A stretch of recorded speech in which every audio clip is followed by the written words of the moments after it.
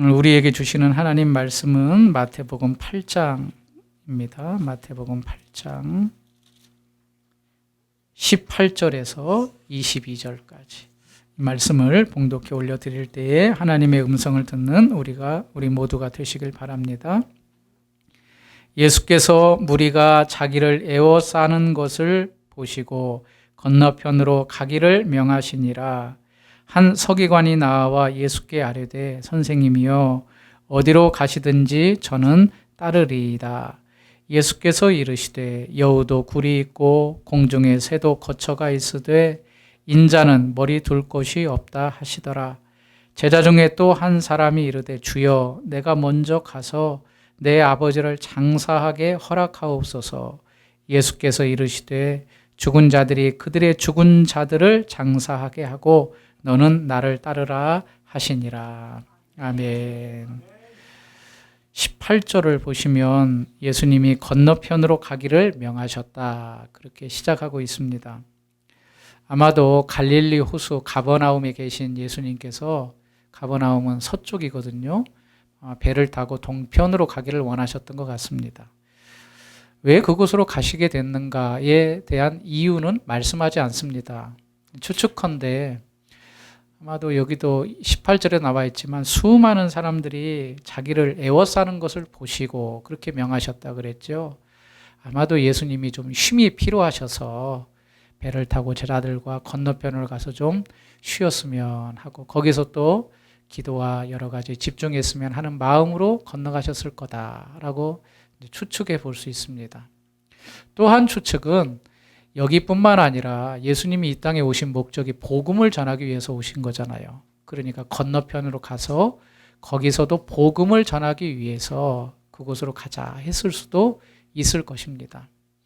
이건 추측입니다. 성경에 나와 있지 않죠. 어쨌든 예수님이 건너편으로 가자 명령하시고 이제 제자들이 배를 준비하여서 건너가려고 할 때에 그때에 한 사건이 일어납니다. 그게 19절 말씀입니다. 19절을 같이 한 목소리로 읽습니다. 한 서기관이 나와 예수께 아뢰되 선생님이여 저는 따르리이다. 선생님, 제가 지금 선생님이 어디로 가는지 알지 못하지만 선생님이 가는 길에 저도 함께 동참하여서 선생님을 따르겠습니다. 예수님 따르겠습니다. 그렇게 말하는 겁니다. 예수님을 따라다니는 것을 이제 예수님의 제자가 된다. 그렇게 표현하기도 하거든요. 제가 이제 예수님 제자 되겠습니다. 그렇게 말하는 겁니다. 그런데 이 서기관이 예수님을 따르고 싶다. 예수님을 따라가야겠다. 그렇게 결단한 것은 다른 많은 사람들 중에 한 사람으로서 생각할 수 있는 것이 아니라 굉장히 중요한 의미가 있습니다. 왜냐하면 이 사람은 서기관이라고 말하고 있기 때문입니다. 서기관. 여러분이 식사할 때, 이제 밖에 가서 외식할 때에 다 이제 뭘 먹을까 이렇게 찾아보잖아요. 찾아볼 때에, 그냥 간판만 보고, 이 집이 내가 원하는 거 파니까 그냥 들어가나요? 아니에요. 가장 먼저 뭘 하냐면, 이 집이 맛있는 집인가 검색을 해요. 그리고 맛있는 집을 찾아가잖아요. 그래서 후기가 좋은 집, 많은 사람들이 방문한 집을 찾아가잖아요. 그래서 소위 이제 좀 유명한 사람들이 그 집을 찾아가면 그 집은 그 다음 날부터 이제 소위 대박이라는 게 나요. 야, 우리 집에 이 사람이 왔다 갔어. 이 사람이 맛있다 그랬어. 그러니까 다른 사람들도 그 사람이 맛있다 그랬으면 분명히 맛있는 집일 거야. 인정을 하고 찾아가잖아요.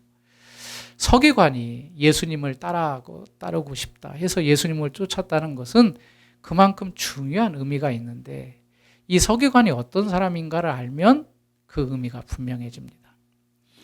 성경에 서기관이라는 단어가 자주 등장합니다. 64회 정도 등장하는데 공관복음, 우리가 알고 있는 복음서에만 60회가 등장합니다. 그럼 도대체 서기관이 어떤 사람인가? 서기관은 문자 그대로는 기록하는 사람이다 라는 뜻을 가지고 있습니다. 서기관, 기록하는 사람.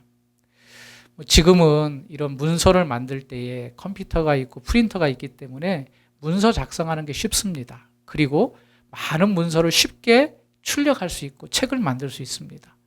그런데 이 예수님 당시에는 종이도 얇지 않고 또 어떤 때는 또 얇은 양피지에 직접 글을 써야 됐습니다. 그러니까 글을 쓰려면 사람이 써야 되거든요. 이 사람이 쓰는 것, 이게 바로 서기관이 하는 일입니다.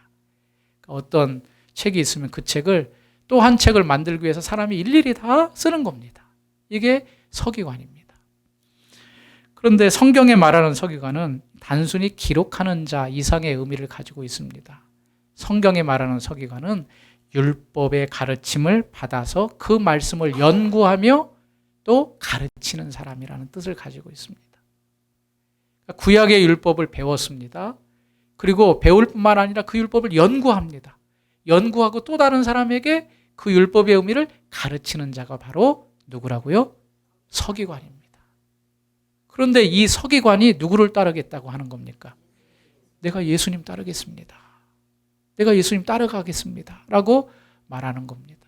그러니까 일반 보통 사람들, 농민이나 어민이나 베드로 같은 어부를 잡는 사람, 예수님 따르겠습니다. 라고 하는 그런 의미하고 이 서기관이 예수님을 따라가겠다는 의미하고는 사실 큰 차이가 있다는 것을 오늘 말씀하고 있는 거죠.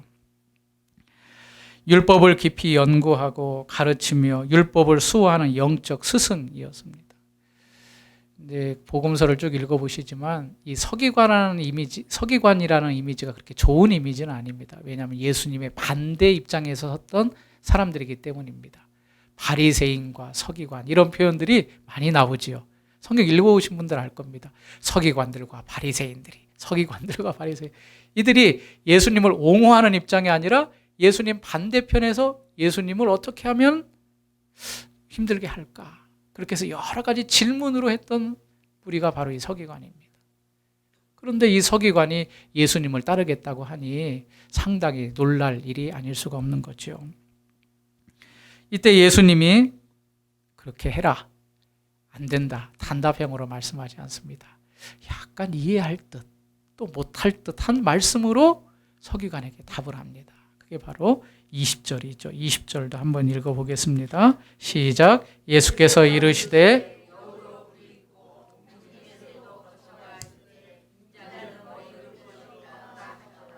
그래라, 날 따라와라, 그렇게 말하지 않고, 안 된다, 네가 받은 율법, 그 율법에 충성해라, 그렇게 말하지 않고 이상한 말씀을 하십니다. 여우도 굴이 있고 공중의 새도 거처가 있는데 인자는 머리 둘 곳이 없다. 도대체 왜 이런 말씀을 하셨을까? 아니, 예수님이 자기를 따르겠다고 하는데, 그래, 축하한다, 환영한다, 그렇게 말하실 수도 있는데 인자는 머리 둘 곳이 없다. 여러분, 이 말씀을 아마 이렇게 종종 읽으셨을 겁니다. 예수님은 머리 둘 곳도 없으셨어. 그랬을 때 어떤 느낌이 있나요? 예수님이 참 어렵게 생활하셨구나, 또 외로우셨구나, 이제 그런 느낌을 1차적으로 받죠. 맞습니다. 심지어 공중의 새, 또 짐승이었던 여우도 자기 굴이 있는 겁니다. 자기가 돌아갈 곳, 또 보금자리, 둥지가 있는데 예수님은 머리 둘 곳조차, 이게 머리가 둔다는 것은 잠자는 의미거든요. 쉽게 편하게 잠잘 곳조차 없는, 어찌 보면 나그네와 같은 그런 삶을 살고 있는 어려움을 예수님께서 표출하신 겁니다. 그런데 이 대답 속에는 서기관이 기대하는 바를 말씀을 하고 있습니다. 여기 이제 안식, 쉼을 말하는 여우도 굴이 있고 공중의 새도 거처가 있다, 그런 표현을 하셨잖아요. 이것은 어찌 보면 서기관이 바라는 것들을 예수님께서 대변해 주시는 장면이기도 합니다.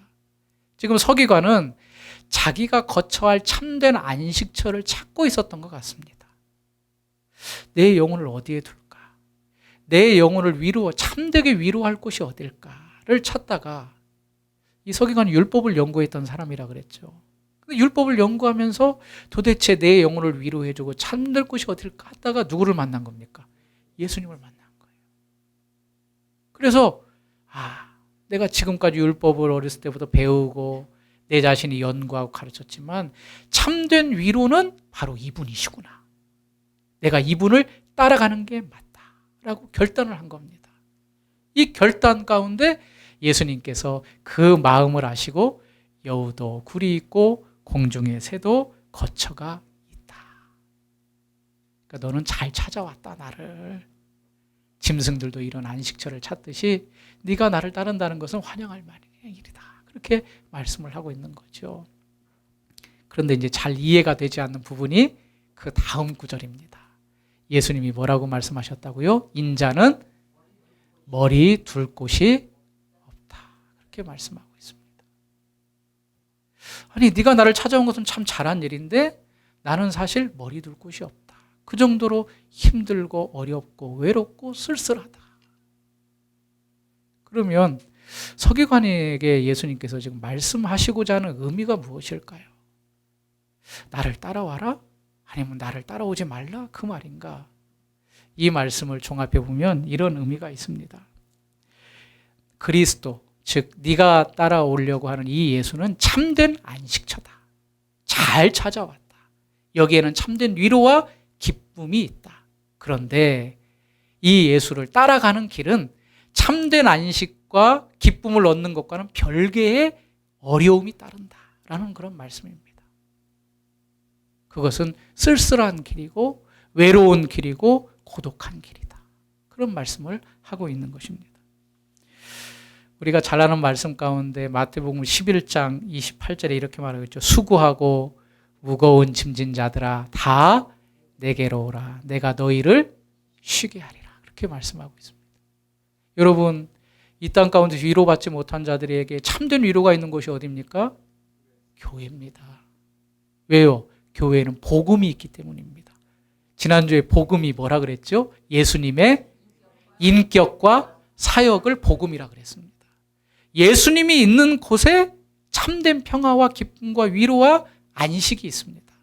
그래서 예수님이 수고하고 무거운 짐진 자들아 다 내게로 오라. 내게로 오라. 내가 너희를 쉬게 하겠다.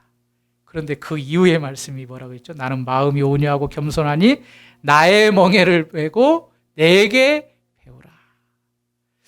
28절로 끝나면 너무 좋겠는데 내게 배우라 라고 말씀하고 있습니다. 그런데 그것은 쉽고 가볍다라고 말씀을 하고 있는 거죠. 오늘 말씀하고도 연결이 됩니다. 참 나를 잘 찾아왔다. 여우도 굴이 있고 공중의 새도 보금자리가 있지만 나는 머리 둘 곳이 없다. 나에게는 안식이 있지만 그럼 나를 따라가는 길은 결단코 쉬운 일이 아니다. 어렵고 힘든 일이다. 외롭고 고독한 길이다.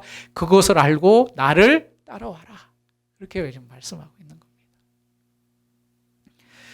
그 왜 예수님이 어렵고 힘든 길이라고 말씀하는가? 여러분, 우리가 예수님을 복음을 전할 때 예수님 믿으면 어떻다고 전합니까? 정말 좋아요. 예수님 믿으면 죄에서 자유함을 얻고 천국을 소망할 수 있어서 좋아요. 위로와 기쁨이 있어요. 그렇게 전도하잖아요. 예수님 믿으면 힘듭니다. 각오하고 오세요. 그렇게 전합니까? 아닙니다. 예수님 믿으면 우리에게 복된 겁니다. 그렇게 전하지요. 그건 맞는 말입니다. 그런데 이제 예수님 믿고 우리가 걸어가야 될 길은 그거와는 별개라고. 좁은 길로 가야 되고 험난한 길이라는 겁니다. 이제 거기에 대한 근거를 21절과 22절에서 한 번 더 설명을 해주고 있습니다. 어떤 한 제자가 또 예수님께 나오죠. 그러면서 21절 제자 중 또 한 사람이 이르되 주여 내가 먼저 가서 내 아버지를 장사하게 허락하옵소서. 부모님이 돌아가셨습니다. 당연하게 장례를 치러야죠. 장사하게 그리고 나서 내가 예수님 따라가겠습니다. 그렇게 말하니까 예수님이 22절에 뭐라고 하십니까? 같이 읽어보겠습니다. 시작. 이르시되 그들의 죽은 자들을 장사하게 하고 너는 나를 따르라 하시니라. 이 말씀만 보면 예수 믿는 사람들은 부모님이 돌아가셔도 눈 하나 깜짝하지 않는 그런 사람들인가 보다라고 할 수 있는데 여기에서 말하는 의미는 그런 의미가 아닙니다. 네가 나를 따라온다고 그래. 나를 따라오는데 죽은 자들로 22절에 보십시오. 죽은 자들이 그들의 죽은 자들을 장사하게 하고 여기서 죽은 자라는 것은 단순히 목숨이 끊어진 육체의 생명이 끊어진 자가 아니라 영적으로 죽은 자들을 말하고 있습니다. 예수님이 말씀하시는 건 뭐냐면 영적으로 죽은 자들은 이 세상의 원리대로 이 세상의 삶대로 자기의 생각대로 살아가는 사람들이다.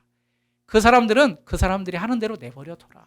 그러나 영적으로 다시 살아난 사람들, 우리가 예수님을 믿으면 새로운 피조물이 된 거잖아요. 새 생명으로 거듭나는 거잖아요. 마치 아기가 탄생하듯이 새 생명으로 우리가 탄생한 자들인데, 영적으로 새 생명을 얻은 자들은 이제 세상 사람들과 같이 영적으로 죽은 자들과 같이 살아가지 않고 누구만을 따라간다? 예수님만을 따라가는 자로 그들과는 다른 삶을 살아간다. 그런 말씀으로 지금 이 예를 들고 있는 것입니다. 그러니까 정리해보면 그렇죠. 네가 나를 믿느냐? 정말 내가 구세주임을 믿느냐? 서기관, 네가 지금까지 배웠던 그 율법과 모든 것을 다 접고 나를 따라올 수 있느냐? 여기에 참 안식이라고 신뢰하느냐? 그렇다, 옳다. 그런데 그것이 전부가 아니라 이제는 세상 사람들과 다른 길을 가게 될 것이다. 그 길은 힘들고 어려운 길이다 라는 것을 우리에게 말씀해 주고 있는 거죠. 여러분, 이 자리에 나왔지만 이 자리에 이렇게 예배 드리기까지 여러분 얼마나 고생이 많으셨습니까? 특별히 가정 가운데 예수님을 믿지 않은 가정에서 태어나신 분이 예수님을 믿고 그 이후에 주의를 지키고 제사를 드리고 이런 것들에 있어서 수많은 갈등과 어려움이 있습니다. 너 왜 절 안 해? 그거부터 시작해서 주일날 가족 모임이 있는데 이 사람은 어디 간다고 빠져요? 교회 간다고 빠져요. 예배 드린다고 빠져요. 그러니 얼마나 많은 고통과 핍박이 있겠습니까? 바로 이러한 것들을 염두에 두면서 예수님께서 서기관에게 말하는 겁니다. 아까도 말했지만 서기관들과 바리새인들이 예수님께 옹호적이었습니까? 아니, 적대적이었죠. 이제 자기가 한 서기관으로서 예수님을 따라가면 이제 동료 서기관들이 그럴 겁니다. 야, 너 왜 우리와 같이 이 자리에 있지 않고 저 예수를 따라다니느냐? 도대체 너는 뭘 추구하느냐? 그런 핍박과 어려움이 올 거잖아요. 그럼에도 불구하고 이 서기관은 예수님을 따르겠다고 결단을 한 겁니다. 지난주 베드로의 장모의 열병을 치료하는 본문을 보았죠. 그 장모에게 예수님께서 이렇게 손을 대시니까 장모가 열이 떠나고 열병이 떠나고 그 자리에서 일어났습니다. 그 다음에 어떻게 했습니까? 예수님께 수종을 들었습니다. 그래서 우리는 그렇게 살펴보았죠. 우리가 예수님을 믿었다는 것으로만 만족하지 말고 이제는 예수님을 위해서 수종을 들어야 된다. 그래서 설교 제목이 일어나 가자. 렛츠고 그랬습니다. 그냥 일어나서 내가 아이고 이제는 열병 떠나고 다시 새 힘을 얻었다. 그걸로 만족하는 것이 아니라 이제는 나를 고쳐주신 예수님을 따라서 예수님께 수종드는 길로 갔다는 겁니다. 오늘 말씀도 그 연장선상입니다. 너희가 예수님을 믿느냐? 예수님을 믿는 것으로 그치는 것이 아니라 이제는 예수님께서 원하시고 예수님께서 바라는 그 길로 가야 되는데 그 길이 쉬운 길이다? 어려운 길이다? 어려운 길이다. 왜냐? 세상 사람들과는 전혀 다른 방식으로 살아가는 길이기 때문에 그렇다라고 말씀해주고 있는 겁니다. 그래서 오늘 본문을 통하여서 저는 세 가지로 생각해 보려고 합니다. 첫 번째, 따라서 해볼까요? 예수님을 따라가는 것은 이 세상 방식을 버리는 거다.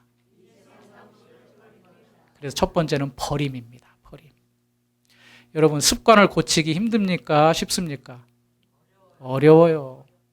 예. 이제 봄 되면 보통 집에서 대청소 하잖아요. 대청소 하면 어디 그렇게 물건이 내가 많이 쌓아놨는지 막 그런 물건들이 나와요. 그러면 고민을 해요. 이거를 버릴까 말까. 옷도 안 입는 옷인데 또 버리자니 아깝고 입자니 또 이게 짐이 될 것 같고 그런 고민들 많이 하잖아요. 예. 버리는 것이 결코 쉬운 게 아니에요. 왜냐하면 내 삶과 직결이 되고 아쉬움이 있기 때문에. 그런데 예수님을 따르는 것은 이 세상 것을 버리는 데부터 출발하는 겁니다. 이 세상을 버린다는 것은 끊어내는 것입니다. 그동안 20년, 30년, 40년 이 세상 가운데 살던 습관들이 있는데 끊어내기가 결코 쉽지 않은데 과감하게 끊는 것부터 예수님을 따르는데 그것이 필요하다는 겁니다.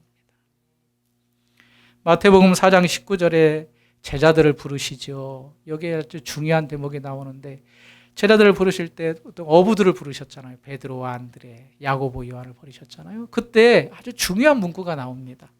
4장 19절 말씀하시되 나를 따라오라 내가 너희를 사람 낚는 어부가 되게 하리라 하시니 그들이 곧 그물을 버려두고 예수를 따르니라.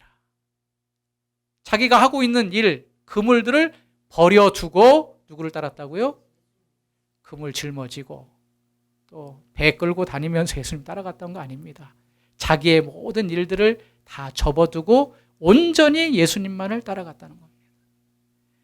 22절에는 이렇게 말합니다. 그들이 곧 배와 아버지를 버려두고 예수를 따르니라. 심지어 가족까지 버려두고 예수님을 따랐다. 전적으로 예수님을 따른 거죠. 그래서 우리들이 버림에 있어서는 자기 부정을 늘 해야 됩니다. 자기 부정.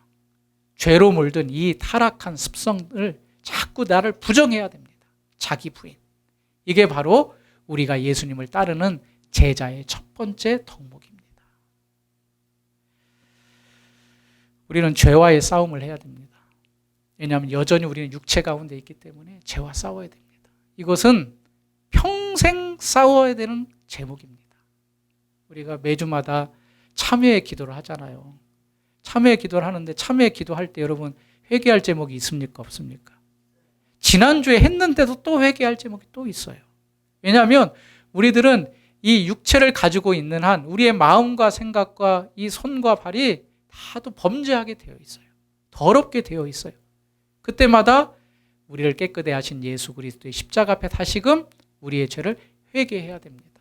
그런데 우리만이 아닙니다. 성경에 보니까 우리가 존경하고 사랑하고 우러러보는 사도 바울도 그런 고민이 있었어요.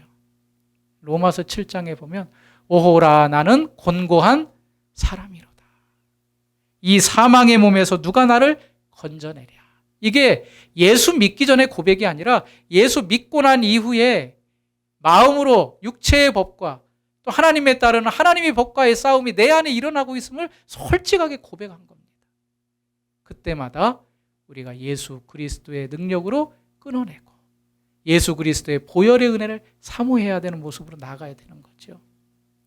그래서 우리는 날마다 우리의 죄를 끊어내고 이 세상을 끊어내고 이 세상을 버리는 그러한 모습이 우리에게 있어야 된다. 이게 바로 예수님을 따르는 자의 첫 번째 모습이라는 겁니다. 두 번째, 따라서 할까요? 외롭고 힘든 삶이다. 예수님이 19절에 뭐라고 말씀하셨습니까?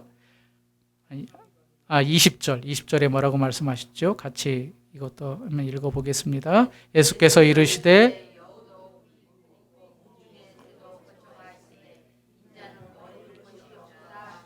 요한복음 2장 24절에는요. 예수는 그의 몸을 그들에게 의탁하지 아니하셨으니 이는 친히 모든 사람을 아심이요.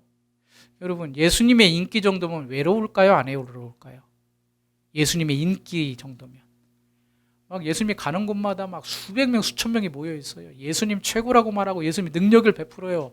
그러면 결코 외롭지 않겠죠. 저녁에 찾아오는 사람도 많고 선물 주는 사람도 많고 내가 뭐 말 한마디만 하면 막 그냥 수족 드는 사람도 많고 그런데 예수님은 외롭다 그러셔요. 왜냐? 예수님은 사람을 의지하지 않았기 때문에. 우리 성도님들도 누구나 외로움이 있습니다. 사람은 외로운 존재입니다.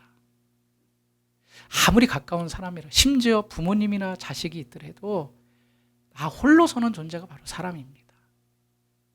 인생이 뭔가 내가 왜 사나 그런 암울한 가운데 있을 때도 있습니다.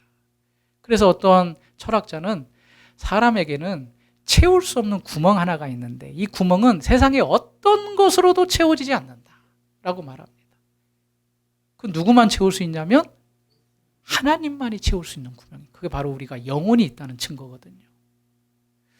내 영혼에 만족이 없으면 아무리 우리의 주위에 풍성함이 있어도 만족함이 없습니다. 우리는 외로운 존재라는 거죠. 그런데 여기서 말하는 외롭과 고단함, 힘든 삶이라는 것은 우리가 인간됨으로 외롭고 힘든 삶이 아니라 예수님을 따라가는 자로서 외롭고 힘든 삶입니다. 사실 우리의 영혼의 문제는 해결이 됐습니다. 영혼은 예수 그리스도의 충만함을 입었습니다. 그러나 그 길을 가는 자는 외롭고 힘든 삶을 갈 수밖에 없습니다. 왜냐? 예수님께서 그 길을 갖고 또 세상과 다른 방식과 다른 방법으로 가는 길이기 때문에 그런 거죠. 성경은 사람을 의지하라 그랬습니까? 의지하지 말라 그랬습니까? 의지하지 말라 그랬습니다. 이사야서 2장 22절에 너희는 인생을 의지하지 말라 그렇게 말했습니다. 시편 146편 3절에도 귀인들을 의지하지 말며 도울 힘이 없는 인생도 의지하지 말라. 그러면서 146편 5절 야곱의 하나님을 자기의 도움으로 삼으며 여호와 자기 하나님에게 자기의 소망을 두는 자는 복이 있다. 우리는 복받은 자입니다. 왜냐? 우리의 소망을 누구에게 두고 있기 때문에 하나님께.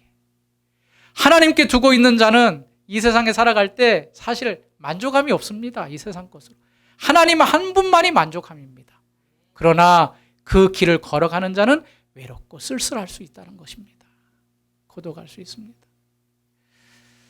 보통 이제 신학교를 간다 그러면 주위에서 이런 말을 많이 합니다. 그 길 외롭고 힘든 길이야. 왜 목사가 되려고 해? 그런 말씀들 많이 하세요. 저도 몇 분에게 그런 말을 들었어요. 신학교 가고 이제 목사가 되겠다고 하니까 힘든 길이요. 물론 힘든 길이죠. 돈을 많이 벌 수 있습니까? 또 넉넉하지 않죠. 또 많은 사람 앞에 절제해야 되고 자제해야 되죠. 또 내 마음대로 할 수 있는 게 사실은 한정되어 있습니다. 목사로서. 그러나 이 길이 어찌 보면 안타까워 보이더라도 마음 가운데는 어떤 마음이 있나? 충만함이 있습니다. 왜요? 나와 함께 하시는 예수님과 같이 가는 길이기 때문에. 여러분, 주위에서 혹시 예수 믿는다는 것 때문에 어려움을 당하고 고난을 당하고 핍박을 당하고 있습니까? 팔복 가운데 맨 마지막 복이 뭐죠? 의를 위하여 핍박받는 자는 복이 있다. 복이 있다. 여기 의를 위하여 핍박받는다는 것은 예수님 때문에 핍박과 고난을 받는다는 의미이기도 합니다. 하늘의 상급이 크다라고 말씀하셨습니다. 예수님 때문에 외롭고 힘든 일을 가십니까? 그게 바로 바른 길입니다. 그 길을 가는 여러분들이 다 되시길 바랍니다. 세 번째로는 우리는 이제 다시 돌아갈 수가 없다는 것입니다. 따라서 해볼까요? 다시 돌아갈 수 없다. 오늘 같은 본문이 누가복음에도 한 번 더 나와요. 근데 누가복음에는 오늘 우리가 읽지 않은 또 다른 한 가지 예를 더 들고 있어요. 제가 읽어드리겠습니다. 누가복음 9장 61절 또 다른 사람이 이르되 주여 내가 주를 따르겠나이다마는 나로 먼저 내 가족을 작별하게 허락하소서. 예수께서 이르시되 손에 쟁기를 잡고 뒤를 돌아보는 자는 하나님의 나라에 합당하지 아니하니라. 또 한 제자가 와서 말해요. 내가 먼저 가족과 먼저 작별하고 오겠습니다 라고 말하니까 예수님이 하나님의 나라에 합당한 자는 손에 쟁기를 잡고 뒤를 돌아보지 않는 자가 합당한 자다. 그러니까 뒤를 돌아보면 됩니까? 안 됩니까?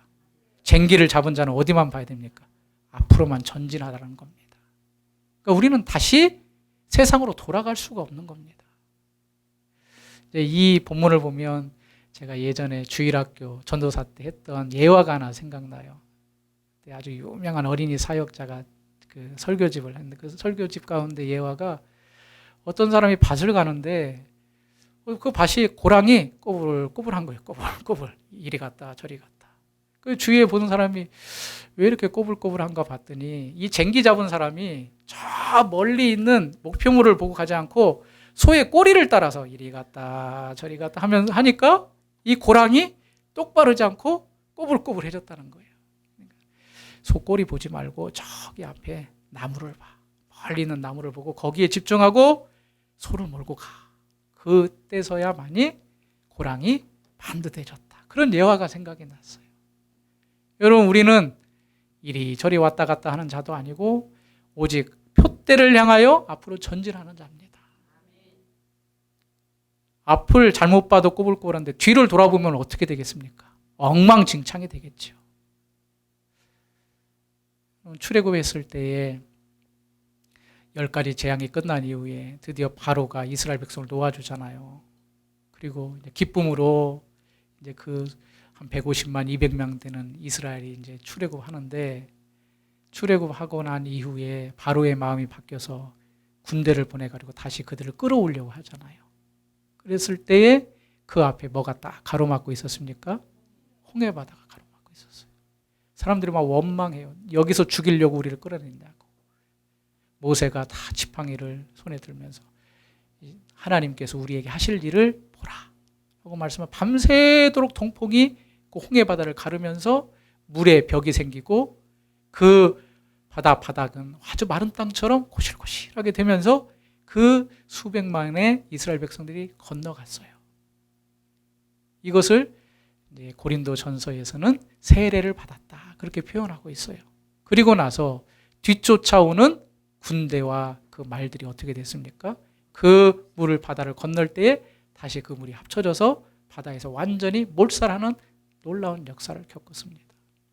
그런데 이것은 하나님의 기적이 이렇게 크구나라는 것과 함께 또 하나의 의미를 줍니다. 홍해바다를 건넌 이스라엘 백성들은 다시 애굽으로 돌아갈 수가 없어요. 왜요? 갈라진 물이 합쳐졌잖아요. 돌아가고 싶어도 돌아갈 수가 없어요. 너희는 이제 세례를 받아서 하나님의 백성이 됐다. 옛사람으로 돌아갈 수가 없다. 너희가 가야 될 곳은 이제 어디입니까? 약속의 땅, 젖과 꿀이 흐르는 땅, 가나안 땅입니다. 예수님을 따르는 자들의 결단은 이제 양다리가 아닙니다. 한쪽에는 세상, 한쪽에는 교회, 이리저리, 한쪽에는 흰색, 한쪽에는 검정색 왔다 갔다 하면서 회색 지대가 아니라 완전히 우리는 결정을 한 겁니다. 하나님께서 이제 천국 백성으로 삼아주신 겁니다. 이제는 돌아갈 수가 없습니다. 누구만 따라가야 됩니까? 예수님만 따라가는 겁니다. 하나님께서 기쁘신 길을 가는 것이 예수 믿는 자의 모습입니다. 오늘 말씀의 제목이 뭐죠? 그리스도인의 삶의 교리입니다. 입술의 교리만이 아니라 내 삶의 교리. 그래서 저는 세 가지로 정리합니다. 이 세상을 버려야 됩니다. 외롭고 힘든 삶입니다. 또 하나는 돌아올 수가 없습니다. 이게 바로 우리의 삶이 되는 겁니다. 이제는 예수님만을 따라가는 자가 된 것입니다. 사랑하는 성도님들, 세상에 살고 있지만 우리는 세상에 속한 자가 이제 아닙니다. 죄에서 자유함을 얻어서 하나님의 나라 백성이 되었습니다. 이제는 하나님의 뜻대로 하나님을, 예수님을 따라가는 제자가 된 겁니다. 그런 삶을 살아가는 여러분들이 되시길 바랍니다. 자기 부인을 한다는 거 쉽지 않습니다. 습관을 바꾼다는 거 쉽지 않습니다. 죄에 물들어 있는데 어떻게 그게 한순간에 바뀌겠습니까? 그래 여러분 노력해야 됩니다. 나는 이제 하나님의 백성이다. 나는 과거로 돌아갈 수 없다. 이제는 끊어내고 버리고, 그래서 주님을 따라가는 귀한 일들을 감당해야 됩니다. 그런 여러분들이 되시길 바랍니다. 그러기 위해서는 여러분들이 예배의 자리에 잘 참석해야 됩니다.